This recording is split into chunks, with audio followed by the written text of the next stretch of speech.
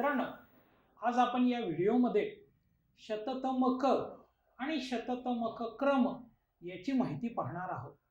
म्हणजे शततमक आणि शततमक क्रम ही संकल्पना समजून घेणार आहोत, त्यांचे उपयोग पाहणार आहोत आणि त्यांच्यातील फरक पाहणार आहोत आणि एक एक उदाहरण पाहणार आहोत. एवढं या व्हिडिओमध्ये आता आपण पाहणार आहोत. प्रथमतः आपण शततमक आणि शततमक क्रम म्हणजे पाहूया. शततमक म्हणजे काय? जर दिलेल्या श्रेणीचे 100 बिंदूंमध्ये रूपांतर केलं तर प्रत्येक बिंदूला शततमक म्हणजेच पर्सेंटाइल असं म्हणायला पाहिजे. आणि त्या प्रत्येक बिंदूच्या खाली किती टक्के प्राप्तांक आहेत त्याला शततमक क्रम म्हणजेच पर्सेंटाइल रँक असं म्हणायला पाहिजे.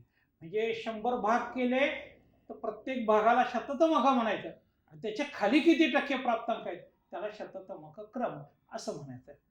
हे समजून घ्या. आता आपण त्याचे उपयोग पाहूया.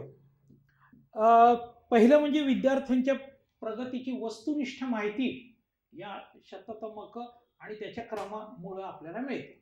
आपल्याला माहिती व्यक्तिनिष्ठ आणि वस्तुनिष्ठ, त्याच्यातली वस्तुनिष्ठ माहिती विद्यार्थ्याची मिळते. दुसरं म्हणजे विद्यार्थ्याच्या प्रगतीची प्रावीण्याची तुलना करता येते. म्हणजे मागच्या टेस्टला किती गुण मिळाले आहेत, ह्या टेस्टला किती गुण, आणि त्या दोघांची तुलना करून आपल्याला समजतं की विद्यार्थ्याची प्रगती किती झाली आहे. विद्यार्थ्याचे गटातील स्थान शोधता येतं.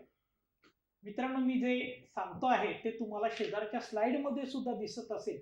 स्लाइडमध्ये तुम्ही वाचलं तरी सुद्धा हे उपयोग तुम्हाला समजणार आहे. विद्यार्थ्याचे गटातील स्थान सांगता येतं. त्याच्यानंतर विद्यार्थ्यांच्या प्रावीण्याची तुलना करता येते. त्याच्यानंतर 2 गटांची रचना आणि 2 गटांची तुलना सुद्धा करता येते या शततमक आणि शततमक क्रमाच्या साहाय्याने. हे आपण पाहिले आहेत उपयोग. आता आपण फरक पाहू. शततमक आणि शततमक क्रम याच्यातला फरक. पहिलं म्हणजे शततमक हे पी अक्षराने दाखवतात, शततमक क्रम हे PR अक्षराने दाखवतात. आता दिलेल्या श्रेणी जर चढत्या क्रमाने मांडल्या आणि 100 बिंदूंमध्ये त्याचं रूपांतर केलं तर प्रत्येक बिंदूला शततमक असं म्हणायचं. आणि चढत्या क्रमाने मांडल्या 100 बिंदूंमध्ये रूपांतरित केलं तर विशिष्ट बिंदूच्या खाली किती टक्के प्राप्तांक आहे त्याला शततमक क्रम म्हणायचं. म्हणजे बिंदूला म्हणायचं शततमक आणि त्याच्या खाली किती टक्के प्राप्तांक आहेत त्याला म्हणायचं शततमक क्रम. आता कमाल आणि किमान प्राप्तांकाच्या दरम्यान नेहमी शततमक असतो, पण शततमक क्रम मात्र प्राप्तांकाच्या खाली किती टक्के आहे हे पाहायचं आहे, म्हणून तो 100च्या दरम्यानच असतो. शततमक काढताना विशिष्ट टक्केवारी ज्याच्या खाली आहे असा प्राप्तांक शोधायचा आहे. आणि शततमक क्रम म्हणजे एखाद्या प्राप्तांकाच्या खाली किती टक्केवारी आहे ते शोधायचं. म्हणजे प्राप्तांक शोधला की शततमक, त्याच्या खाली किती टक्केवारी म्हणजे शततमक क्रम.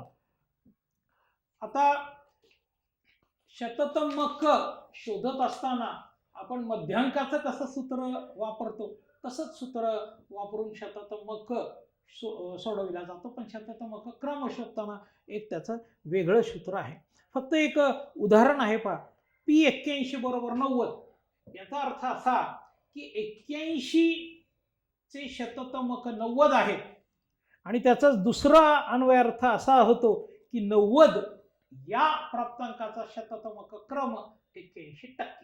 मित्रांनो, या उदाहरणामध्ये आपण 10वे शततमक क्रम शोधणार आहोत. इथे फाइंड PR10 म्हणजेच 10 या बिंदू खाली किती शततमक क्रम आहेत, किती स्कोर आहेत, पर्सेंटेज, ते आपण शोधणार आहोत. त्यासाठी हे आडव्या पद्धतीत एक उदाहरण तुम्हाला दिलं आहे. त्याचं सर्वात प्रथम उभ्या पद्धतीमध्ये असा चार्ट काढणं अत्यंत आवश्यक आहे. त्यामध्ये वर्गांतरे म्हणजेच क्लास इंटरवल आणि वारंवारिता म्हणजेच फ्रिक्वेन्सी ही त्यांनीच दिली आहे, तेच आपल्याला लिहायचं आहे. फक्त संचित वारंवारिता CF क्युम्युलेटिव्ह फ्रिक्वेन्सी हा कॉलम काढायचा आहे. प्रथमतः आपण वर्गांतरे लिहून घेऊ. 0 ते 2 हा सर्वात लहान वर्ग आहे, तो तळाशी लिहिला पाहिजे. 0 ते 2 या वर्गाची वारंवारिता आहे 8.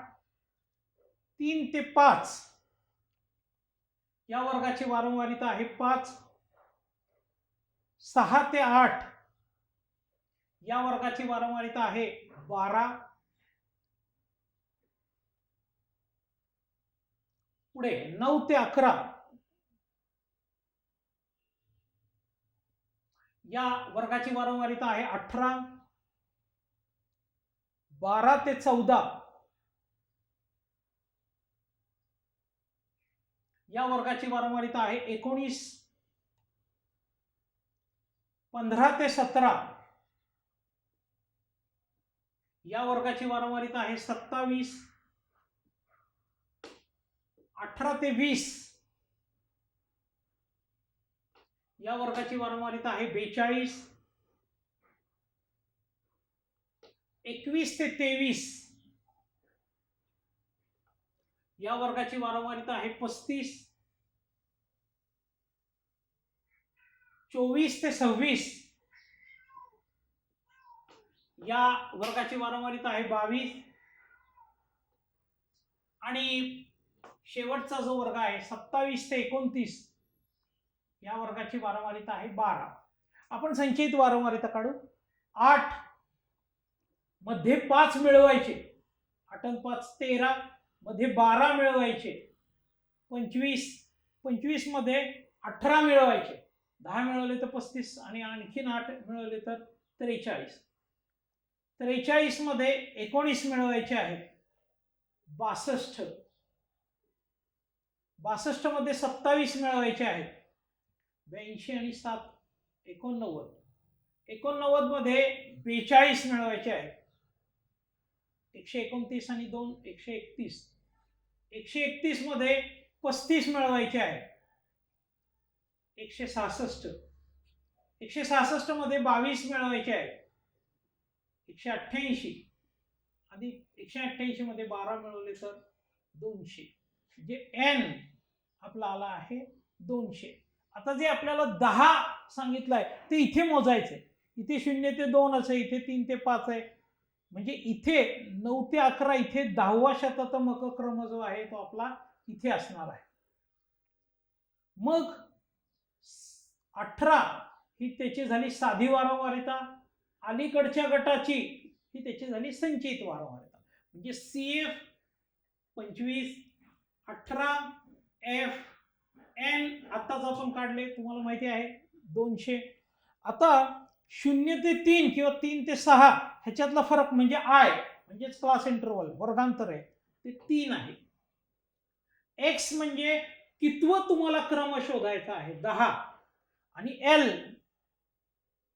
इथे 8 आणि इथे 9 म्हणून या दोघांचा मध्य म्हणजे 8.5. मग एकदा या सूत्रातल्या सर्व गोष्टी समजल्या की हे सूत्र पाठच करून टाकायचं. 100/n कंसामध्ये CF अधिक F/I आणि छोट्या ब्रॅकेटमध्ये x वजा L. 100/n म्हणजे 200. CF इथं मिळाले आहेत पा CF 25. F इथे आहेत पा F 18. I इथे आहे I 3. X 10 आणि L 8.5.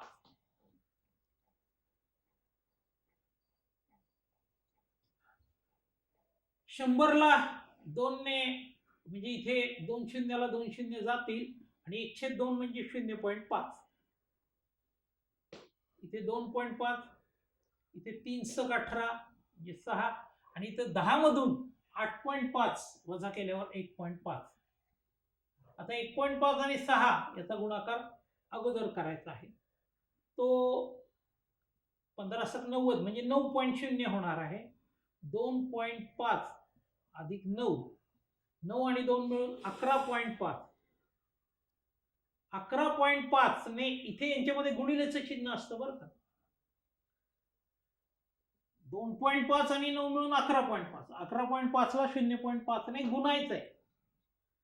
5 × 25 7 आले 2, 5 × 5 = 2 7, 5 × 5 म्हणजे 115 ला 5 ने गुणल्यावर 575. ह्याचा एक घर नाही, याचा एक घर पॉईंट म्हणजे याचा अन्वयार्थ असा आहे की 10 आजचा शततमक क्रम 5.75 आहे. 10 या प्राप्तांकाखाली 5.75% प्राप्तांक असतील. मित्रांनो, या उदाहरणामध्ये आपल्याला शततमक शोधायचे आहे. इथे लिहिलं आहे 35वे शततमक शोधा, म्हणजेच P35 शोधायचं आहे. नेहमी उदाहरण असं आडव्याच पद्धतीने दिलेलं असतं. हे उदाहरण सोडवताना प्रथम असा उभा चार्ट तुम्हाला काढावा लागेल. त्यामध्ये वर्गांतरे म्हणजेच क्लास इंटरवल आणि वारंवारिता ही दिलेली असणार आहे. फक्त संचयित वारंवारिता म्हणजेच क्युम्युलेटिव्ह फ्रिक्वेन्सी CF आपल्याला शोधायची आहे. आपण प्रथम वर्गांतरे आणि वारंवारिता लिहून घेऊ. हे लिहिताना दोन महत्त्वाचे नियम आहेत. ज्याची वारंवारिता ज्याच्या त्या गटासमोर लिहा आणि नेहमी लहान गट तळाशी लिहा.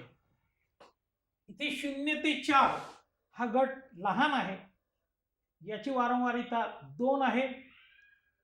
5 ते 9 याची वारंवारिता सुद्धा 2 आहे. 10 ते 14 याची वारंवारिता 3 आहे. 15 ते 19 याची वारंवारिता 6 आहे. 20 ते 24 याची वारंवारिता 8 आहे. 25 ते 29 याची वारंवारिता 9 आहे. 30 ते 34 याची वारंवारिता 6 आहे. 35 ते 39 याची वारंवारिता 5 आहे. 40 ते 44 या गटाची वारंवारिता 3 आहे आणि 45 ते 49 या गटाची वारंवारिता 6 आहे. हे दोन तसेच लिहिले तळाचे. त्याच्यामध्ये हे 2 मिळवले 4 येणार आहे. 4 मध्ये 3 मिळवले 7 येणार आहे. या पद्धतीने संचयित वारंवारिता काढायची. 7 मध्ये 6 मिळवले 13 येणार आहे. 13 8 मिळवले 21. 21 मध्ये 9 मिळवले 30. 30 मध्ये 6 मिळवले 36. 36 मध्ये 5 मिळवले 41. 41 3 मिळवले 44. 44 मध्ये 6 मिळवले 50. याचा अर्थ n 50 आला आहे. आपल्याला जो विचारला आहे P35 तो प्रथमतः हे सूत्र लिहायचंय Pn/100 वा प्राप्तांक. P म्हणजे 35, n म्हणजे आत्ताच आपण शोधले आहेत 50. ह्याच्यातला एक शून्य जाणार आहे. 35 आणि 5 याचा गुणाकार केला तर 175. त्याला 10 ने भागलं 17.5. 17.5 हे काही शततमक नाही आलं. 17.5 वा प्राप्तांक. हा 17.5 वा प्राप्तांक इथे शोधायचा.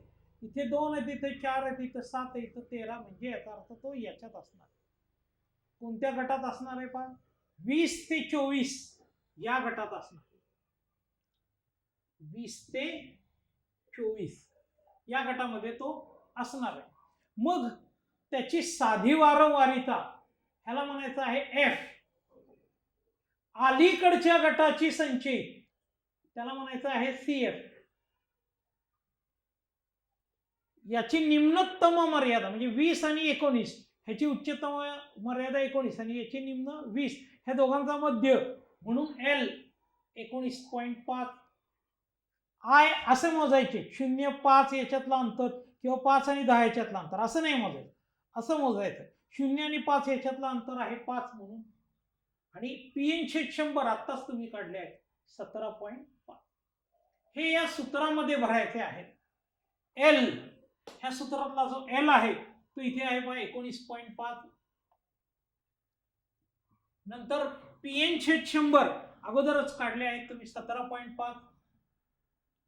F आहे CF आहे 13. F आहे 8 आणि I आहे 5. I म्हणजे वर्गांतर क्लास इंटरवल. प्रथम अंशामधली वजाबाकी करू. 17 मधून 13 गेले तर 4.5. हे 4.5 ला या 5 ने गुणायचं आहे. जर गुणलं तर उत्तर येणार आहे 25 5 20 आणि 2 22. 22.5 ला 8 ने भागायचं आहे. 8 दुने 16. 8 8 64. तर 19.5 आणि 2.81 यांची बेरीज करायची आहे. तेव्हा मी इथे करून दाखवतो अशी पॉईंटच्या खाली पॉईंट 22.31 आणि म्हणून लिहिताना असं लिहायचं आहे की 35व्या शततमकाचे मूल्य 22.31 आहे. 35व्या शततमकाचे मूल्य 22.31 आहे. ह्या पद्धतीने आपल्याला हे सोडवायचं आहे.